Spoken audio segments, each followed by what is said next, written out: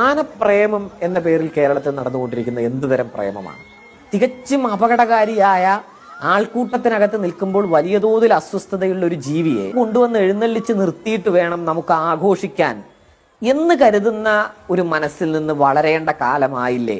കാട്ടിൽ കിടക്കുന്ന ആ ജീവിയെ നാട്ടിൽ കൊടുന്ന് ഇണക്കി വളർത്തി ഒരു വലിയ ആൾക്കൂട്ടത്തിനിടയ്ക്ക് ഇറക്കി നിർത്തുമ്പോൾ ആ ആന ആരെങ്കിലും കൊന്നില്ല എങ്കിലാണ് ആനയ്ക്ക് എന്തോ കുഴപ്പമുണ്ടെന്ന് നമ്മൾ മനസ്സിലാക്കേണ്ടത്. മനുഷ്യനുമായി ഏതെങ്കിലും തരത്തിൽ ഇണങ്ങുന്ന ഒരു ജീവിയല്ല.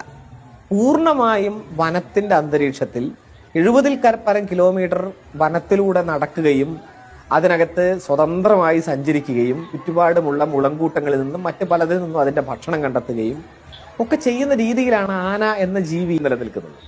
യഥാർത്ഥത്തിൽ മനുഷ്യരുടെ ദൈവത്തിനോ മനുഷ്യനോ കേരളത്തിൽ ആനയുടെ നിലവിളികൾ അങ്ങനെ കേൾക്കാൻ പറ്റിയിട്ടില്ല.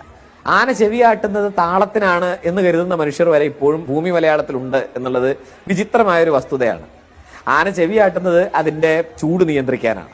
അതുകൊണ്ടാണ് ആന നിരന്തരം വെള്ളത്തിലിറങ്ങി കിടക്കുകയും വെള്ളമല്ലാത്ത സമയത്ത് ആന മണ്ണുവാരി ശരീരത്തിലേക്ക് എറിയുകയും ഒക്കെ ചെയ്യുന്നത്. ആനയുടെ ചർമ്മം വലിയ തോതിൽ ചൂടിനെ പ്രതിരോധിക്കുന്നതിൽ അല്പം പരാജയപ്പെട്ട ഒരു ചർമ്മമാണ് പരിണാമപരമായി ആനയ്ക്ക് കിട്ടിയിരിക്കുന്നത്.